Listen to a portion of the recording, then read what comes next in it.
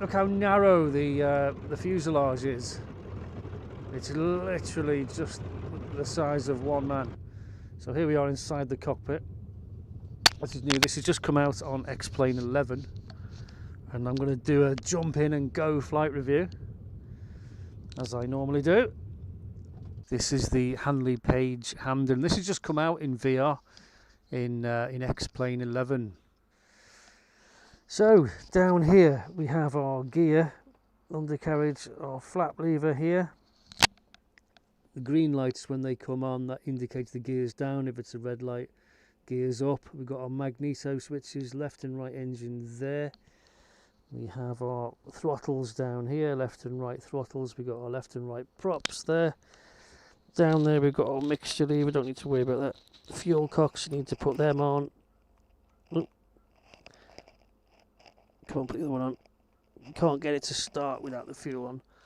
And engine RPMs here, the boosts are here. That's about it really. And, it looks quite good actually, so we take the brakes off.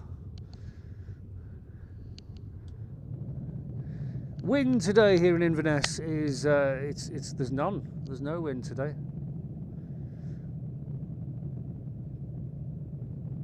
So it doesn't matter which end I go from. I'll probably go from the airport end. Now this particular aeroplane was almost obsolete when it came into service. It was quite quick though. It was almost as quick as a Blenheim, although it could carry more bombs further. And it had fixed guns, I believe. And the boffins down at Handley Page, you see, they came up with this wheeze. They thought they'd make it really narrow and lightweight and very thin, and it'd go faster. It was a good idea, really, but I think it was obsolete by 1942. I think they pretty much took them out of service. Okay, we're now lined up on 05, and we'll see what we can do. Right, let's have a look at the RPM down here. So stick back. RPM's going up okay. Doing our power checks, our mag checks, obviously left, right mags on both engines. Props. Seeing a significant drop, yeah, that's all good. It's a very cramped little cockpit, I must say, but it's really nicely laid out. I love it.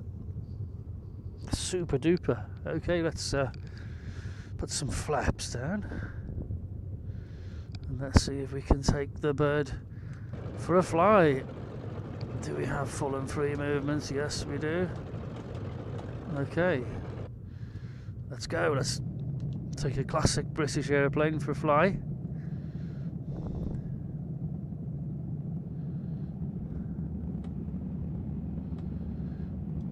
Gingerly pushing in the power there, not slamming it open by any means.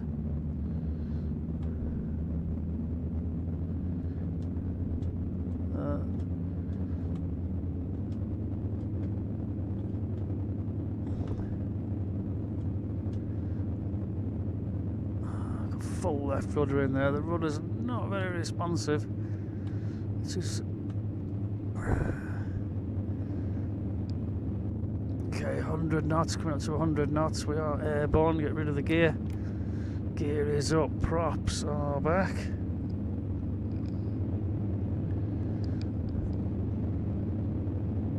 Donkey's looking good, RPM's looking, ooh, it's a bit fluctuaty there. But we're coming up, Flaps can come up. Flaps are up. We are airborne.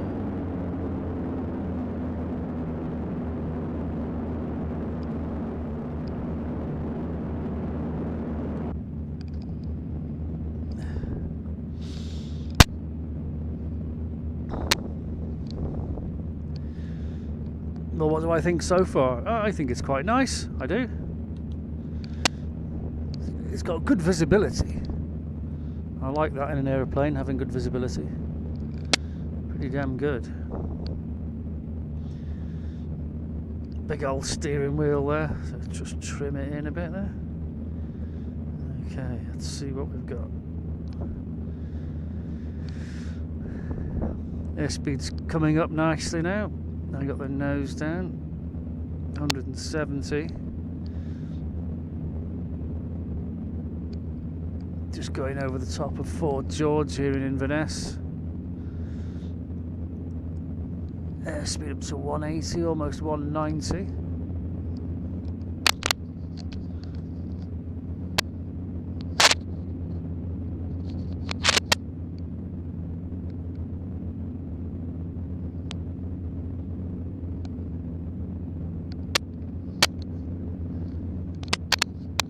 Quite pleased with everything so far.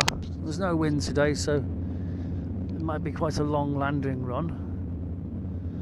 So what I need to do is establish where the stall is really, so I'll climb a bit. So I need to know what speed to come into land. And I'm guessing we can land this at about 100. We shall see. Okay, airspeed's down to 130. So we'll slacken off the power. We'll do this clean, props fully fine. 100 knots. 90. Oh, that's good, that's good. It's a lot lower than I thought it would be. Okay, that's great. That's great. Let's take her in and see if we can land.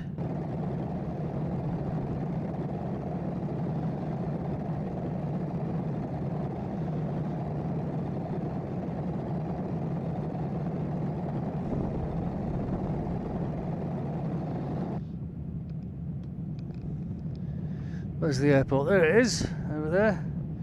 It's got automatic slots on the leading edge of the wings, which is handy. That's a good feature. I like that feature. So when you get slow, those things pop out and improve the lift tremendously on the wing. If you have built-in slots on the wings, you have a really short takeoff and landing aircraft, but they don't go very fast.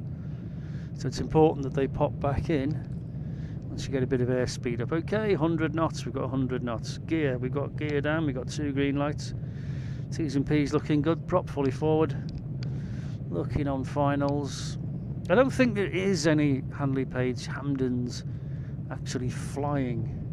I don't think there's any left. We might find the odd one in a museum somewhere, but I don't know of any that are flying. Please correct me if I'm wrong, if you know better. So I will never ever get the chance to fly one of these unless I buy one in VR, and I've just bought this one. It was very reasonably priced at about $20, I think, $21 US, which is nothing to fly a Hampden, isn't it? Obviously this is my first flight, so I really don't know much about it handling wise. It seems to handle okay. It's a lot lighter than the Wellington for certainly. That's the other. I've not flown the Blenheim yet, but I intend to do an entire series on classic British airplanes. I'll try not to do the voice though. Okay, 90 knots. I'm coming in at 90 knots. That seems to be quite happy at 90. I'll have a little bit more flaps, I think, or 2 stages there. Coming in a little bit high, 90 knots still, just under 90. I'll trickle more power because I don't want to stall. So we know we're safe at 90. We could probably go lower, but we'll see in the flare. We'll see where we actually stall onto the runway. This is nice. This is nice. It's not fast, but I like it. We'll do a speed test next. In the next flight. Okay, we're over the numbers. We're still at 90 knots. Rounding out, closing the throttle, and just allowing the aircraft to sink onto the runway. There she goes, 80. She's stalled out. I got no further elevator authority there. So 90 is about it, really. So come in at 90, because as soon as you close the throttle, that's it. Okay, full flaps, and that will slow us down to a halt. There we have it, the Handley Page Hampden medium bomber from early World War II. Classic British aeroplane, known as the flying suitcase, I believe, because it was so thin, and the tail section was so lightweight to help it go faster. Superb. I'm really pleased with that. It's not the best aeroplane I've ever flown, but yeah, as a flight model, I like it. I think it's a good one. It's well worth $20, that's for sure.